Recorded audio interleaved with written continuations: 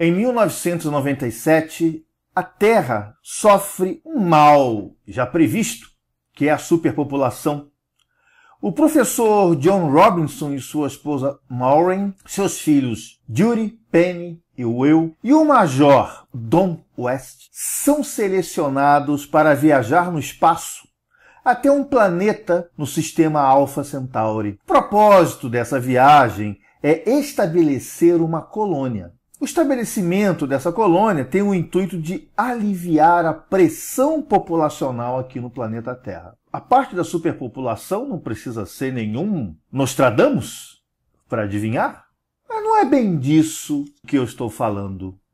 Olá pessoal, aqui quem fala é Ailton do Amaral com mais um vídeo para vocês. Desta vez eu vou falar de Perdidos no Espaço.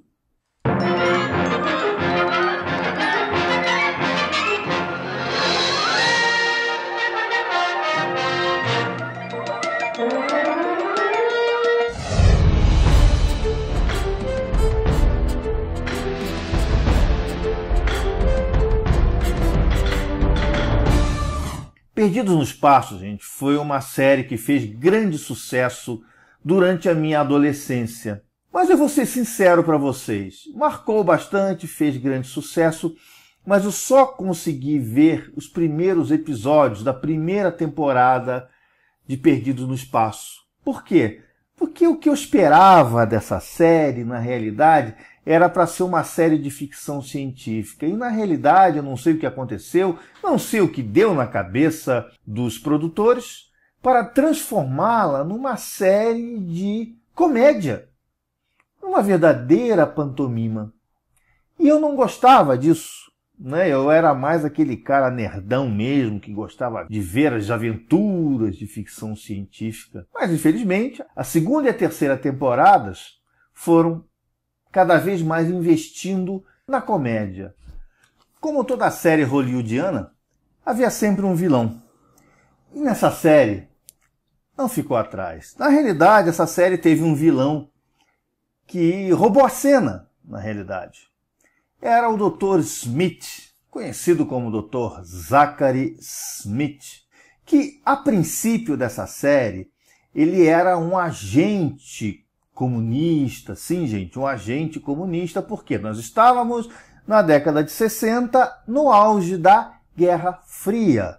Então, o vilão da vez, naquela época, eram os comunistas, os russos. Hoje, os vilões da vez são os terroristas, os islâmicos.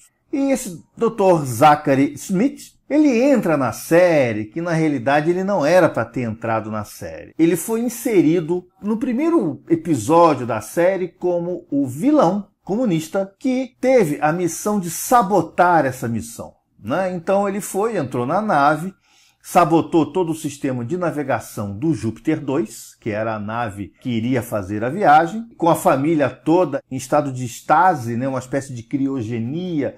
Interessante que foi a primeira vez que eu vi esse conceito de manter as pessoas em hibernação para uma viagem que leva bastante tempo para chegar a outra estrela. Ele tentou sabotar, na realidade ele sabotou o sistema de navegação do Júpiter 2 e acabou, por engano, preso dentro dessa nave, fazendo a viagem junto com essa nave, ficando perdido no espaço, que é o nome da série, junto com os outros tripulantes.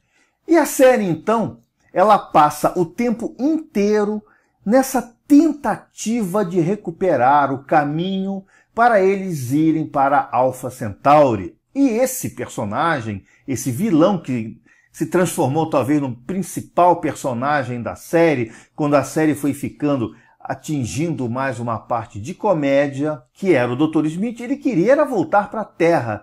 Então ele utilizava diversos subterfúgios, diversas formas, digamos assim, não muito honestas, não muito éticas, de fazer com que a missão voltasse para a Terra.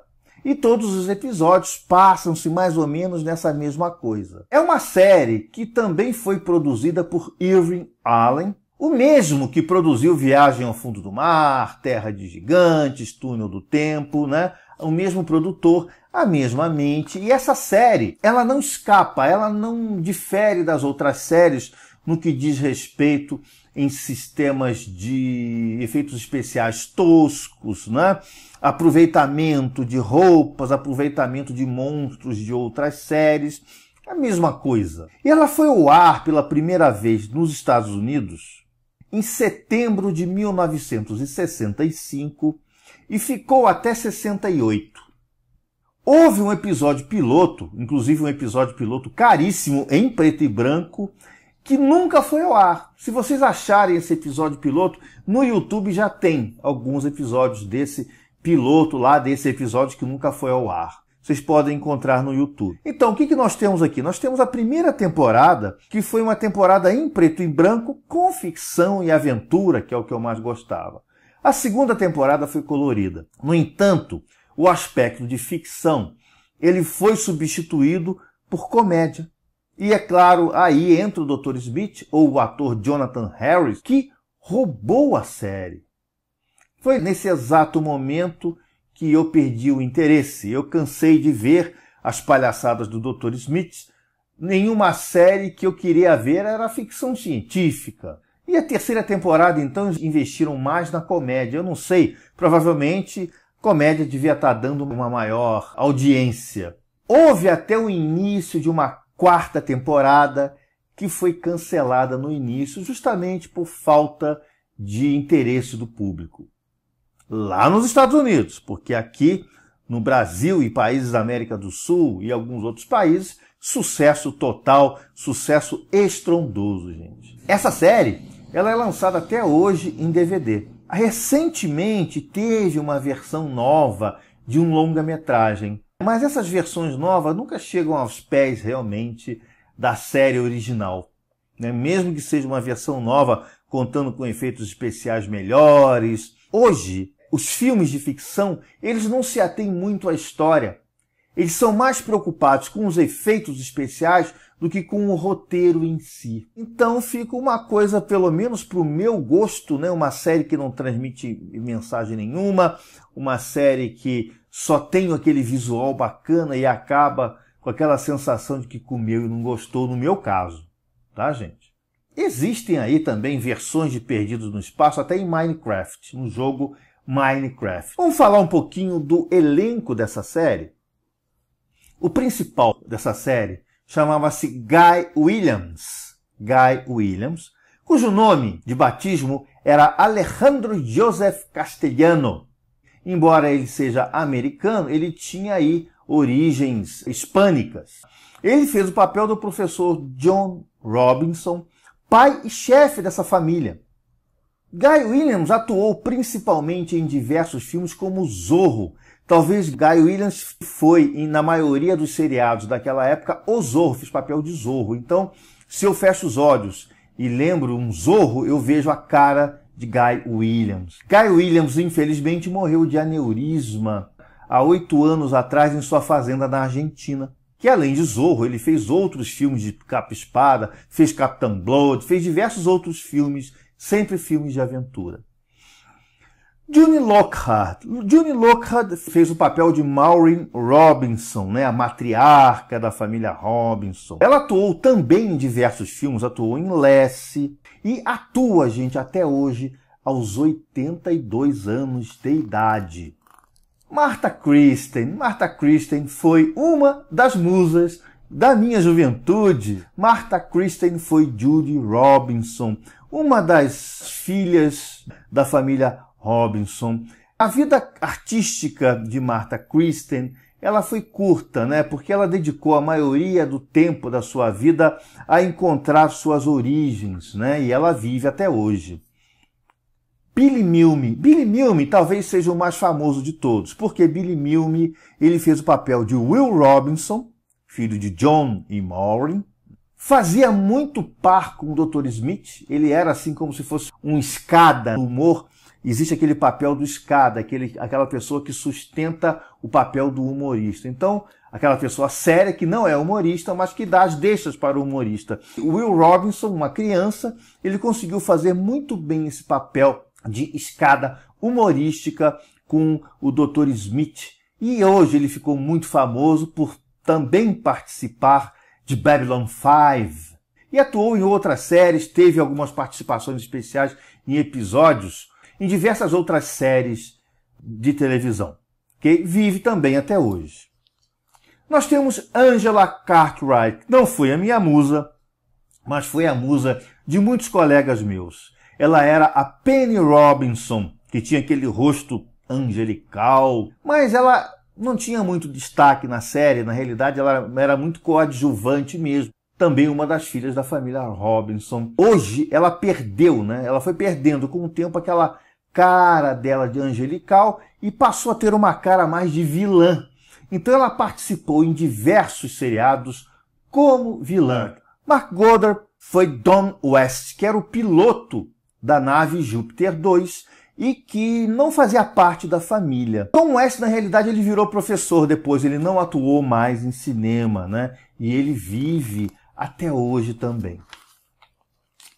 E talvez o personagem mais famoso, mais conhecido dessa série era o Dr. Smith, Jonathan Harris. O Dr. Smith, ele não fazia parte do roteiro original, mas se tornou o grande destaque da série. Quem não consegue falar do Dr. Smith sem lembrar de Perdido no Espaço?